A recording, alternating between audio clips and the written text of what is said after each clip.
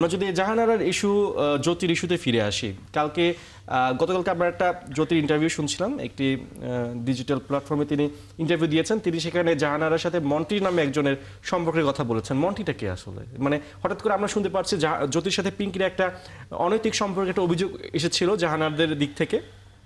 জ্যোতির দিক থেকে আসলে মন্টির সাথে জাহানার একটা অনৈতিক সম্পর্কের কথা। আবার অনৈতিক সম্পর্কের কথা তিনি বলেন, তিনি বলছেন ফ্যামিলি বা ফ্রেন্ডস। বাট এই যে এই সব অনৈতিক ব্যাপারগুলো সামনে উঠে আসছে, নারী ক্রিকেটের জন্য খুবই হতাশাজনক আসলে। দেখুন, এরকম ঘনিষ্ঠতা ফ্যামিলি বা ফ্রেন্ডস, এই যে ফ্রেন্ডস শব্দটা বলে, ফ্রেন্ডদের তো লেভেল আছে। আপনার সঙ্গে আমার ফ্রেন্ডশিপ হতে পারে, আরেকজনের সঙ্গে আরেকজনের হতে পারে, কিন্তু তাদের ফ্রেন্ডশিপ কোন জায়গায় তারাই ক্লিয়ার করুক না কেন। এখন মন্টির কথা যিনি বলছেন তিনি, হ্যাঁ, দিস ইজ ট্রু, মন্টির সঙ্গে তার বন্ডিংসটা রয়েছে এবং তারা একই বাসায় থাকতেন, একই সঙ্গে থাকতেন এবং দীর্ঘদিন থেকেই মন্টি তাকে পিক করেছেন খুলনা থেকে, এবং সেই মন্টি কিন্তু তাকে গ্রুম আপ করা, খেলা, মন্টিও একজন নারী ক্রিকেটার ছিলেন এবং তিনি খেলতেন। লাস্ট আবাহনী ক্রিকেটে যে লিগ খেলেছিল সেখানে তিনি ট্রেনার ছিলেন এই লিগের আগের লিগে। তো সেই জায়গায় তিনি অস্ট্রেলিয়াতেই রয়েছেন। This is true.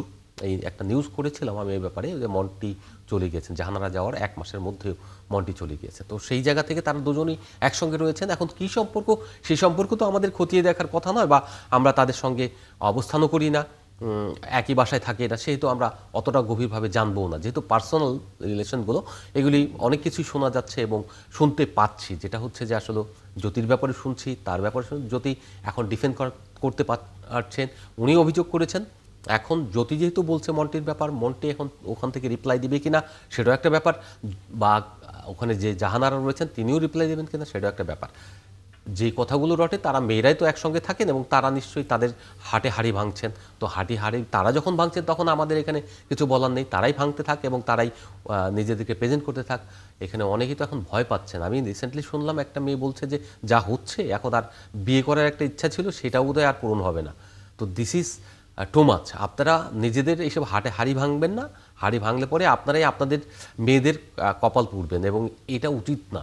আপনারা যদি কোনো ভুল করে থাকেন সেখান থেকে ফিরে আসুন এবং বাংলাদেশের জন্য ক্রিকেটে খেলুন। এবং যদি আপনাদেরকে হ্যারেজ করে থাকে, যেসব যৌন হয়রানি বা যে কোনো পুরুষ যদি করে থাকে, বা কিংবা অনৈতিক কোনো সম্পর্ক জায়গা তৈরি হয়ে থাকে, সেখান থেকে আপনারা যেমন বেরিয়ে আসবেন, তেমনি প্রতিবাদের জায়গাটা সোচ্চার থাকবেন। এবং এই আপনার 2 বছর 3 বছর পরে না গিয়ে আপনার যদি কোনো ঘটনা ঘটে, এখনই তার প্রতিবাদ করুন। আপনার এই কথা আমার পছন্দ হয়নি, কোচ হোক কিংবা সিলেক্টর হোক, বিসিবি বস হোক কিংবা বিসিবি ডিরেক্টর হোক, কেউ তো আপনাকে জোর করার অধিকার রাখে না, কিংবা আপনাকে অনৈতিকভাবে টাচ করার অধিকার রাখে না।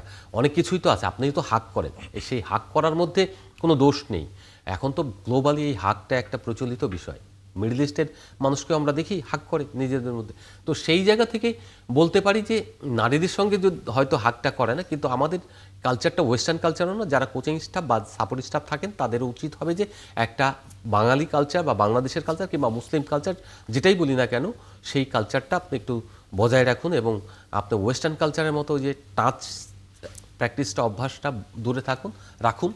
এবং সেই সঙ্গে নারীদেরকেও বলবো, আপনারা নিজেরা যত বেশি হাড়ি ভাঙবেন তত বেশি আপনারাই বিপদে পড়বেন, আমাদের কিছু হবে না।